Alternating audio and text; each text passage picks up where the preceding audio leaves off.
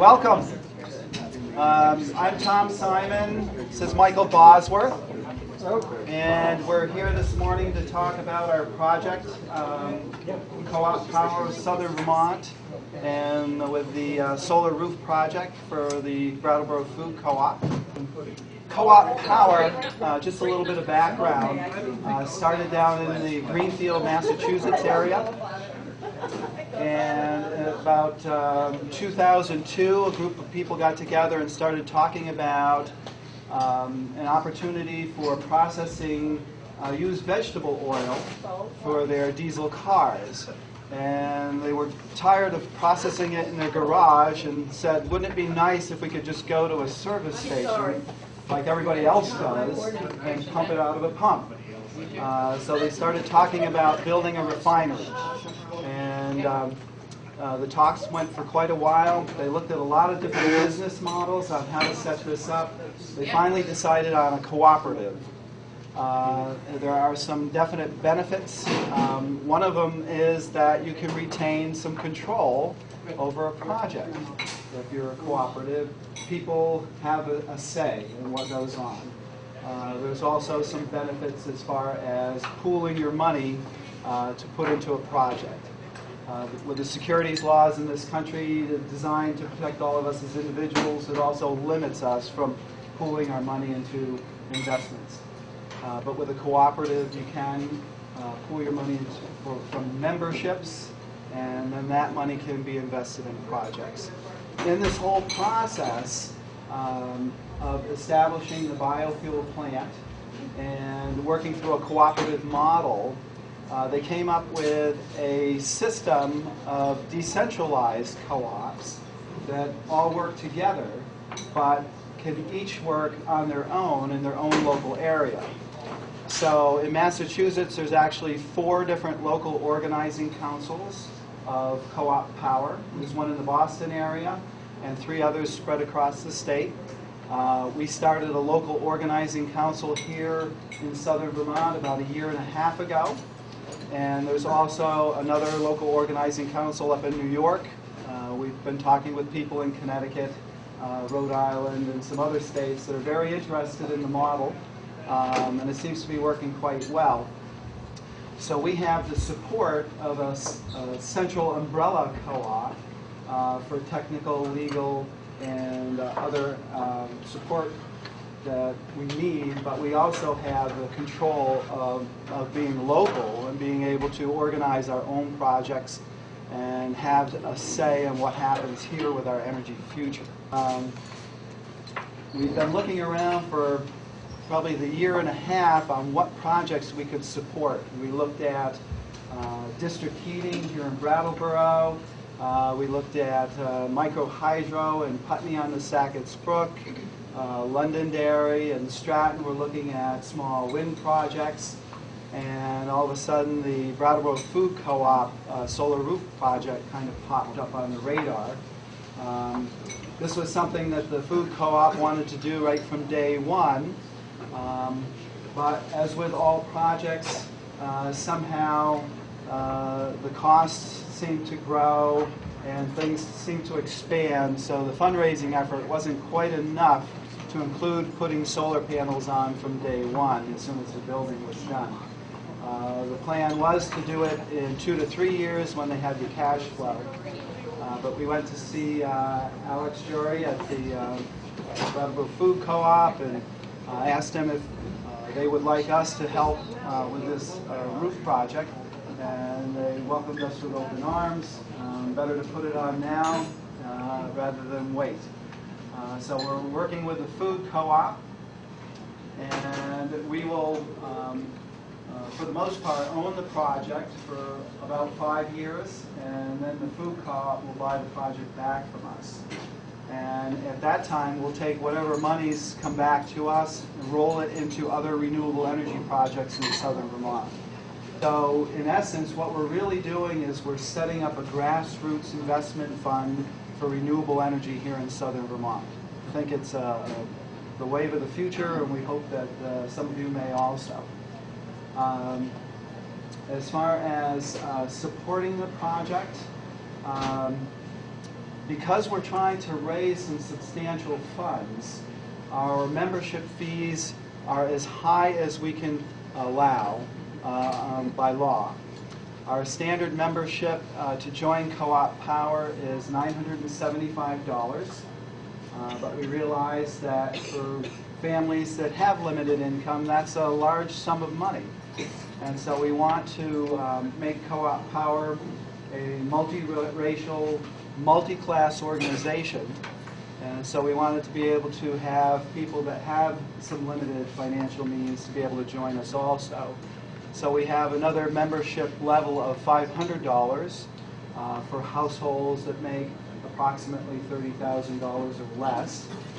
And we also have a membership level of $750 for families that have an income of at least $2,000 in some sort of farming activity. So we wanted to give local farmers a break on joining Co-op Power. We wanted to sort of give a jump start for fundraising on this project. So we decided to offer a limited, for a limited time, a discounted membership from $975 down to $750 through the end of June, because we need to raise the funds now for this project. So hopefully that will be some incentive for people to join now as opposed to later. But we want to emphasize that we plan on being around for the long haul, and we hope that you join us for the long haul. We'd like to be supporting projects for 10, 20, 30 years down the road. That being said, we do need to raise funds now, but we don't want to turn anyone away that may be challenged a little bit financially and not have that much money. So we will work with people through any sort of payment plans that a family might be able to afford, because we want people to take advantage of some of the products and services that we can offer. We think that from a philosophical point of view, it'd be nice if everyone just joined. In community-sized renewable energy projects that are sustainable, we want to help our members to afford renewable energy projects as well. There's something like 5 different solar installers in the area. That's both Vermont and New Hampshire, nearby New Hampshire, who will offer a rebate if you want a solar installation on your own roof or your own grounds. Their Friends of the Sun will give a discount on window quilts.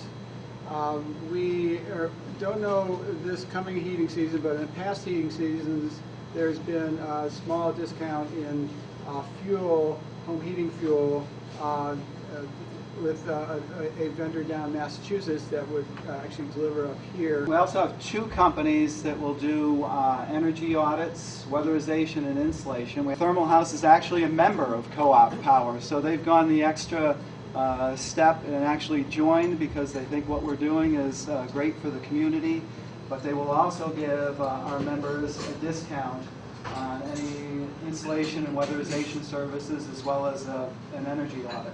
Yeah, I took advantage of that myself through Thermal House this past year. Also, Friends of the Sun is now a member of the co-op.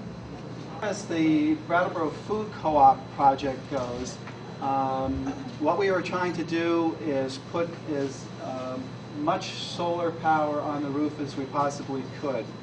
The food co-op building is really unique. It's very green. They're actually going to reclaim all of the heat for the building, for the space heating as well as the hot water from the refrigeration. So they're not requiring any extra water heating, but they are going to use a substantial amount of electricity. And so we wanted to try and produce as much as possible. So we went out with bids to 7 different installers in the area, because we're very big on keeping things as local as we can. And we got 3 bids back. And the one that we decided to go with is a local company here in Brattleboro. It's Integrated Solar. And they actually proposed a very unique system, which I had not seen prior to their bid. The name of the company is called Cylindra. They're out of California. I think they're the only solar panel system that's still made in the U.S. They are actually a round glass tube. They're very different from the traditional solar panels that we're used to seeing. It's a round glass tube, almost looks like the big long fluorescent tubes that go in your lighting. And the solar cells are deposited around the inside of the glass tube. And so a lot of times it's very important as far as orientation for solar panels so that you're always getting the maximum sunlight possible. And so many of you have seen the tracking systems that actually follow the sun. With a round glass tube, it really doesn't matter which direction the sun's coming from because it's going to hit the glass tube about the same amount. And the glass tubes are actually spaced a couple inches apart, and on the roof is a white roofing so that the sunlight that misses the tubes actually goes down in between the tubes, it bounces off the white roof, and comes up and strikes the tubes from the underside also. So you can get the most kilowatts per square foot with this system. And that's one of the criteria that we had. So we're going to be able to fit a 38.2 kilowatt array on top of the food co-op, as opposed to, I think the next system was 29 or 30 with the traditional panels. The system itself costs about $215,000. With state incentives of $16,500 and federal tax investment credit, or the grant in lieu of, is going to bring the system down substantially. So we're looking to raise at least $150,000. We would need to borrow short term to cover the section that would be covered by the grants, because that money doesn't come in until the project is done. If we run over in our fundraising, all the better, because there are other projects that we can start looking at then. So we're hoping not to just stop with this one project. We want to continue and help other community-sized renewable energy projects here in the southern Vermont area. We're also hoping that people in other areas of the state up north will follow our lead and start developing groups, local organizing councils up there, and we can really grow and kickstart renewable energy here in Vermont. People may already be familiar with the loans that the food co-op did for their project. So a number of food co-op members made loans to that project. It was actually quite a successful way for the project to raise funds. And it's similar to what we'd like to do. You need to be a member of Co-op Power to make a loan to this project, but then people can. You can choose to make a loan, and that could fit a good chunk of what we're looking to raise. I guess a couple of questions. The state and federal subsidies for this, would those be owned by the co-op, by the food co-op, or by the energy co-op? And how does that affect the price of the system to the food co-op when it chooses to, or when it's able to purchase the system? Right, I think that would be owned by the energy co-op. Those, I think you have to do it for at least 5 years to get some of those grants. But it would be owned, because the system would be owned by the energy co-op for 5, 6, 7 years. That ownership would stay with the energy co-op. By having those available, we would be able to deliver energy or electricity at a lower rate than without it, for sure. We haven't, finalized any contract yet with the food co-op as far as, when we need to know how much they're willing to pay for it. When they do purchase it, we'd be looking for a certain amount to cover our costs. And the fact, again, that we have federal and state grants rolled in helps to lower that cost. What is the expected return on loan investments in the project? We're saying up to 4%. I think the food co-op for the area had an up to 3% loan program. So, one of the challenges we're facing is a lot of people know the food co-op very well. People don't know Co-op Power, at least people in this area don't know it that well. So, we need to get a little bit more enticements out there, but a little bit more than what the food co-op was offering. Bob? Yeah, do I understand correctly that you have to be a member of the co-op power in order to make a loan? Yes. Okay, because that's kind of a significant hurdle. I'd be happy to loan $500, but then to also have to pay $750 or $975 in order to have the privilege to loan $500 is, you know, that's much more challenging. Is there any way around that? Unfortunately not, and that goes back to the securities laws. Okay. As a group of individuals, we cannot pool our funds into a pot and invest in projects. If you're a member of a co-op, you may pay a membership to buy into a membership in the co-op, and some or all of the membership funds that you put into the co-op can be used to invest in a project. So it's critical that someone has to join the co-op as a member, and then they can invest additional funds into a project if they choose to. Yes? What percentage of the building's needs will be provided by the roof? We're not actually sure. We know how much they were using, and that included, you know, a couple of different buildings because they have electric bills for their offices downtown. You know, the new building's going to be more efficient than the old building for sure. So the other thing we can tell people, you know, the new build, the solar array will be producing 41,000 kilowatt hours per year, and that's roughly equal to 5 or 6 normal homes. So that's. But you must have roughed out a percentage. I mean, what roughly will the roof be kicking into the building? Well, if it, yeah. Just to throw out a ballpark figure, it's probably going to be less than half Okay. of what the building needs are. And it may be less than a quarter, but we really don't know at this point. In any case, the food co-op, in all likelihood, will use, you know, a fair amount more than whatever this array will produce. But we feel like it's at least a step in the right direction. It's producing some, and it's in line with what the food co-op members wanted to have done with the building. And we did ask the food co-op how much they're projecting to use, and they weren't yet able to give us a figure on that. Talked to that has put solar on their home has found that it causes them to be much more conscious of their electric needs. And they find out when they do put a solar system on that they start using far less electricity than they were prior to having a solar system.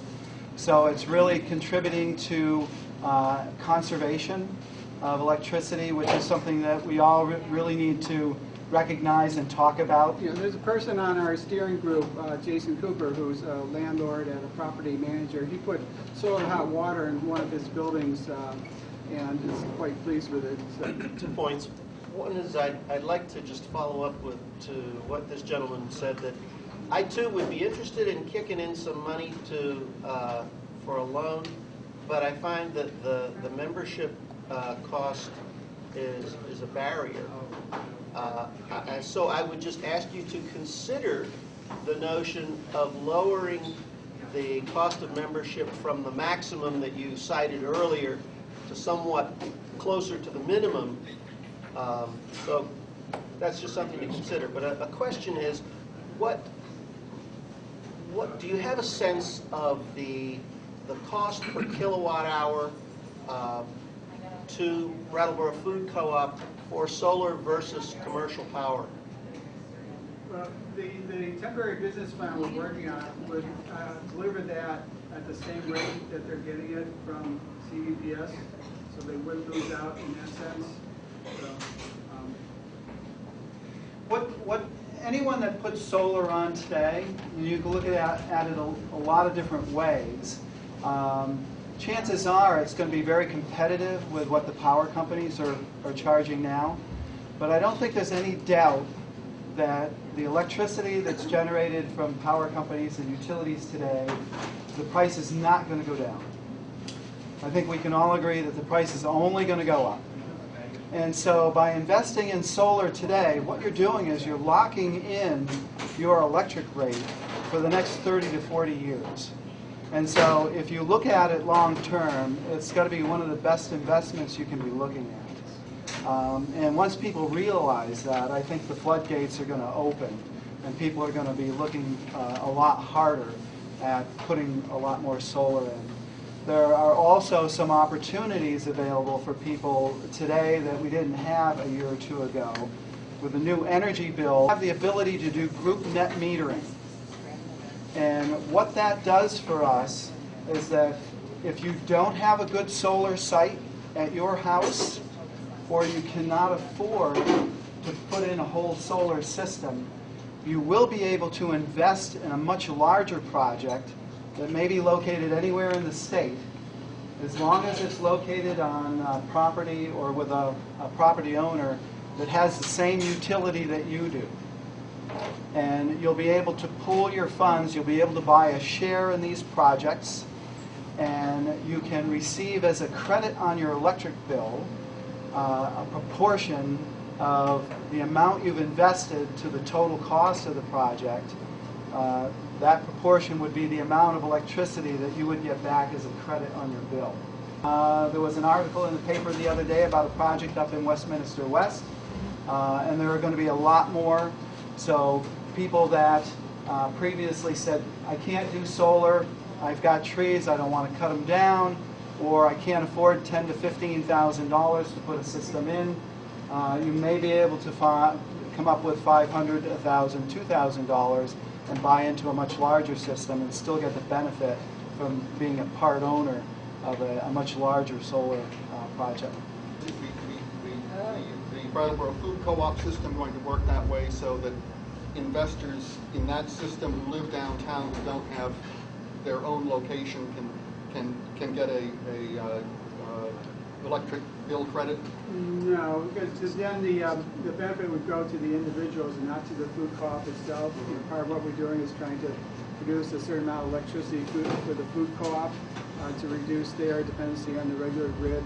So the benefit of electricity would go to the food co-op. Okay, so these are separate. These are separate. The lifetime of these solar tubes considered to be, and it looks to me as if membership, the membership fee is basically a grant towards your fundraising needs. Why has it been set where it's been set? Why has it been set so high? Okay. Good question.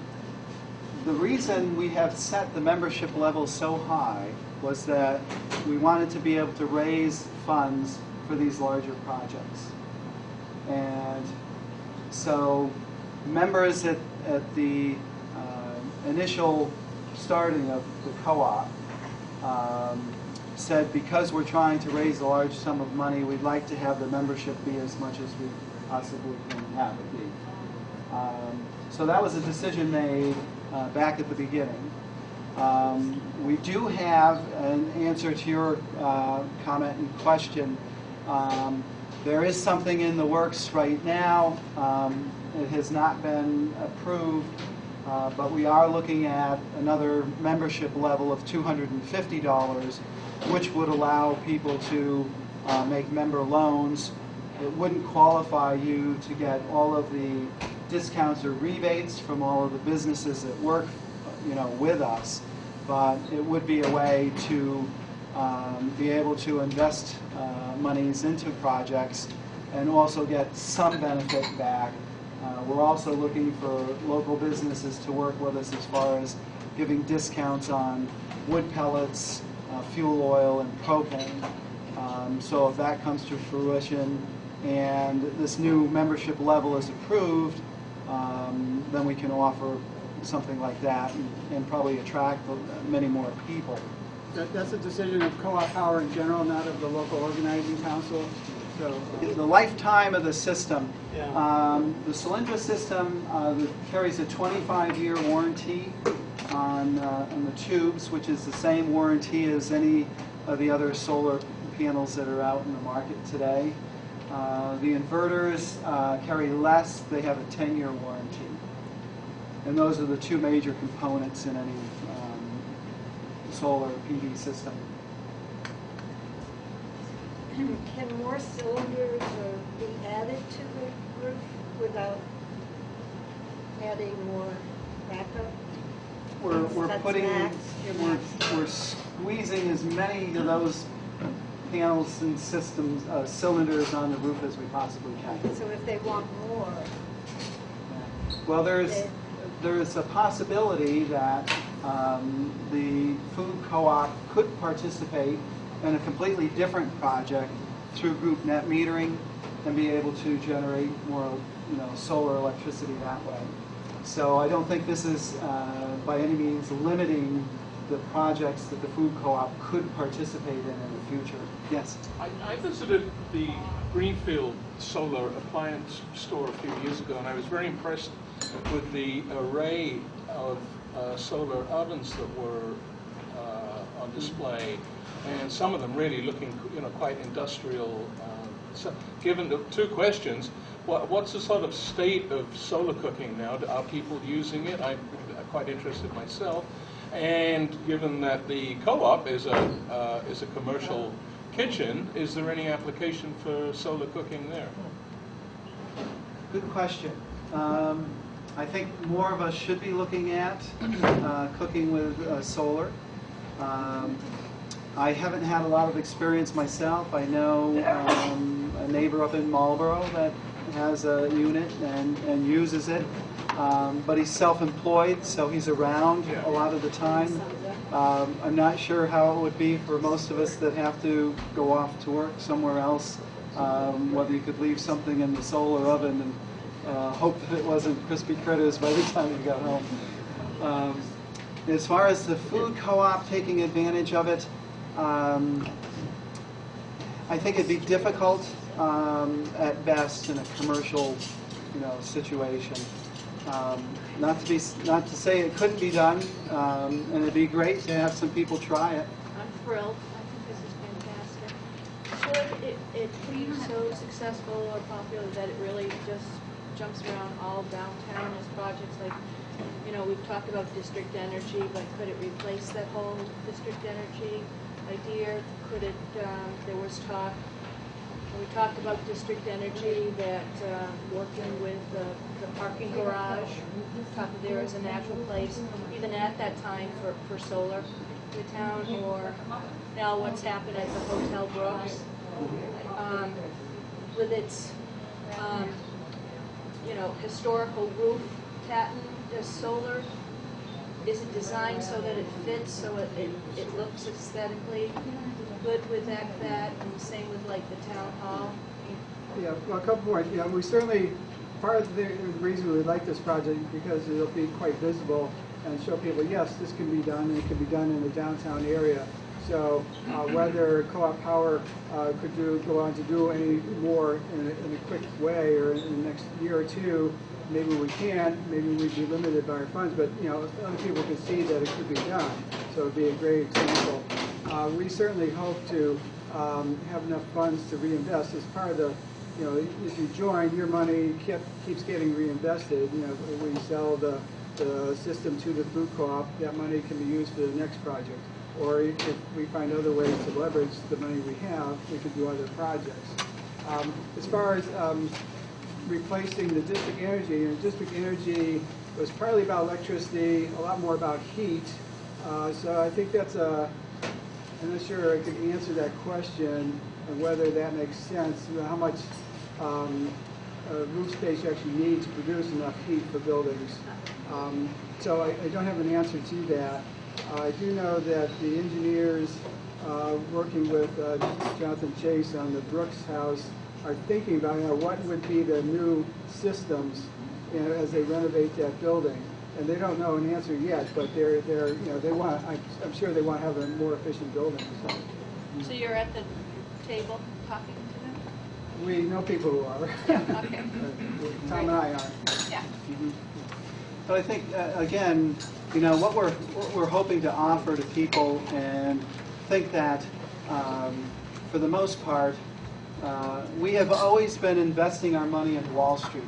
looking for the highest rate of return to support our, hopefully, lifestyle to the end of our lives. This is a way that we can take some of our retirement funds, some of our savings, and put it back into Main Street, back into our local economies, back into our local communities, and still have a say in what's going on with our money. It's a way that eventually we can have some control over our energy future and our, the way that life is conducted in our communities. You just look at what's happening with our local utilities, our local dams. Unless we become part of Canada, we're losing some say in what happens with that. And this is one way that we're getting back. If I buy a share and I change my mind, what's the process of getting the share payment back out? How long will it take, and how secure is it that the share could be redeemed? If you become a member, and for whatever reason you move or you find that you need some of those funds back, we will refund up to 50% of whatever you've paid in as a membership. We do put a caveat on that's as long as we have the cash to pay you back. So you may have to wait maybe a month, 6 months, a year, whenever we have the cash. Either more people join, so we have the equity, but we will. The provisions are there to refund at least 50% of whatever you would pay in as a membership. We also have the ability, or you have the ability as a member, to pass your membership along to your children. So that may be something that hopefully long term you find that you reach a stage in your life where you're really not benefiting from a lot of the benefits that we can offer, but your children could, so you can pass that along to them. Tom, you've heard from 3-4 people here today who said that you're willing to make a loan, but they can't afford the full membership. Would it be possible to have a group membership, just like you were talking about the net metering thing, where you can join a group, right? If half a dozen people can join together as a member, then they, I mean, that might work.